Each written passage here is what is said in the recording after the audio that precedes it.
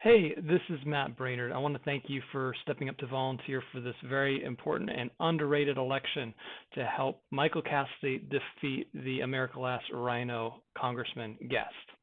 And because it's going to be a relatively small, low turnout election, the impact you have on doing doors is probably going to be greater than any other political activity you've been engaged in before. Every door counts for a greater percentage of the vote than it would typically in a much higher turnout election. So that's where we are right now. We've got to get to as many doors, got as many people aware of the election, and get them to turn out to vote for our candidate. So first thing you're going to want to do is, for our door program, we're going to be using an app called eCanvasser Walk. If you want to do doors, the first thing you got to do, reach out to me, and I'll get you set up on the account right away. You can text me at 202-423-5333. The numbers should be below. That's 202-423-5333, and I'll give you a username and a password, and you'll be good to go. Next step, try to get literature. You can message me, and either I, Nathan, or the candidate will be able to give you our beautiful door hangers or our palm cards. So it's good to have literature.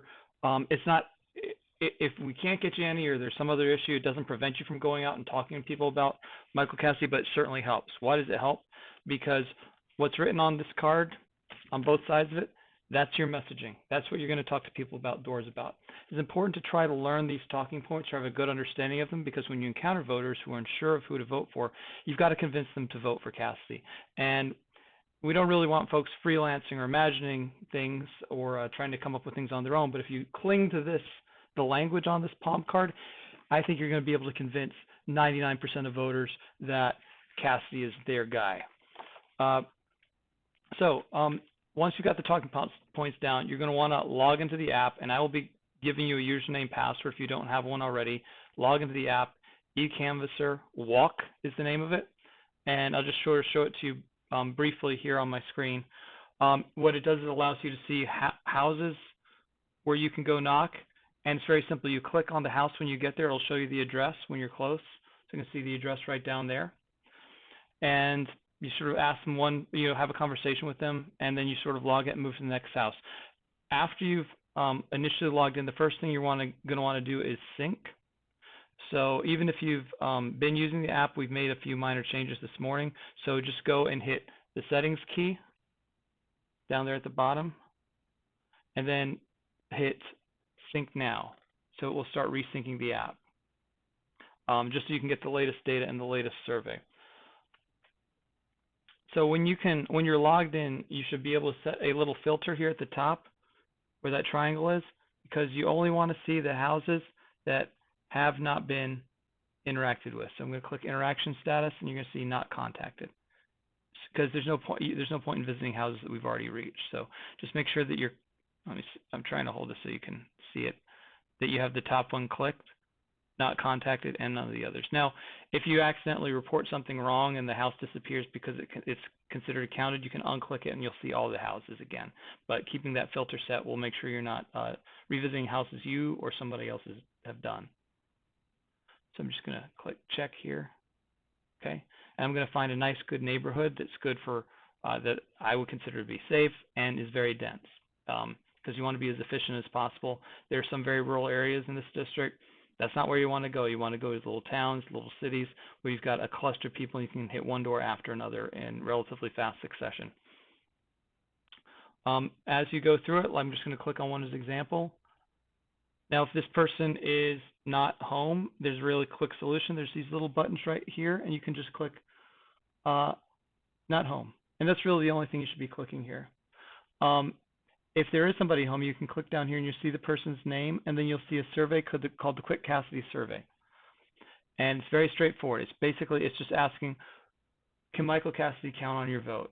And the options are yes, no, he's voting for Guest, no, they're voting for Griffin, no, they're voting for Democrat, too busy to answer, unsure, or refused. So that's all we're going to be recording at those houses. Now, one big rule is do not go into anybody's house. If they might invite you in, do not go in, tell them that the general consultant forbids people from going into people's houses. The reality is that it slows you down because it's a quick interaction, and it also can be potentially risky. So do not stand inside the screen porch, but do not step through the doorway. So when you go to a door, you're going to knock. A lot of times, most of the time actually, people are not going to be home. So you're just going to end up leaving a little door hanger or maybe jamming this is all you've got into the notch of the door. But if you do interact with somebody and you waited 30 seconds, what you really want to do is two things. Get them to commit to Cassidy and then get them to commit to vote. So here's what I would say at the door when I reach somebody. I have the literature here. It says, and I say, "Hi, how are you doing today? My name's Matt. I'm with Michael Cassidy's campaign. Michael Cassidy is a Navy fighter pilot running on the pro-Trump platform against Congressman Guest, who voted to give billions of dollars to Planned Parenthood and to Ukraine. Can Michael Cassidy count on your vote in this Tuesday's election?" A lot of people are just going to say yes. Okay. Other people might be unsure. They say they support another candidate. If the answer is anything other than yes, what you should ask them is, what's your most important issue? Now it comes down to how well do you understand what's on these cards and how well you have that internalized. Most of what they say is probably something that you can pivot into one of the bullet points on either side of this card. Maybe their issue is the Second Amendment. Well, you can talk about how our candidate is completely committed to supporting it and has you know, he's in the military, he understands the importance of it, and you can count on him to support it. He's a Second Amendment absolutist.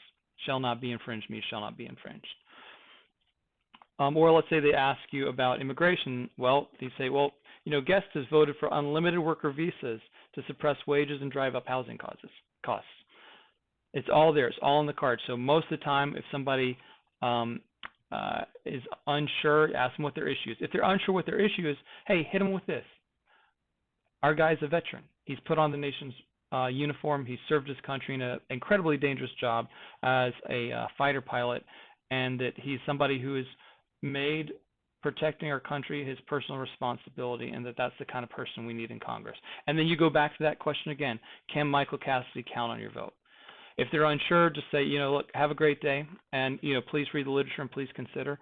If you get them to yes either initially or on a follow-up, the next thing you've got to say is, have you made a plan to vote on Tuesday? Because when you say, have you made a plan, they actually subconsciously start to make a plan. Or they go before work, do they go on their lunch break, do they go after work or when they're picking up the kids from school? That triggers them to start mentally making a plan about when they are going to vote and how they're going to vote. So that's what's important. And then in the app, just mark them up as a Guest supporter, go to the next door. So actually, I'm just going to show you. So vote for Cassidy, yes, boom, and then that's it. Boom, done. Move on to the next house. It's a very simple app. And something else I encourage you to do is that when you walk up to the person's door, don't have the cell phone in your hand. Just have it in your back pocket. Just have the literature. After you talk to them, take the cell phone out, mark, and then go. You don't want to be there reading off the thing or acting like you're taking a survey. You're just walking up to them, having a conversation. Hey, my name's Matt. I'm a volunteer for Michael Cassidy for Congress's campaign. You've got an election coming up. Michael Cassidy is a Navy fighter pilot running on a pro-Trump platform against Congressman Guest, who voted to give billions of dollars to Planned Parenthood and to Ukraine. Can Michael Cassidy count on your vote? That's it.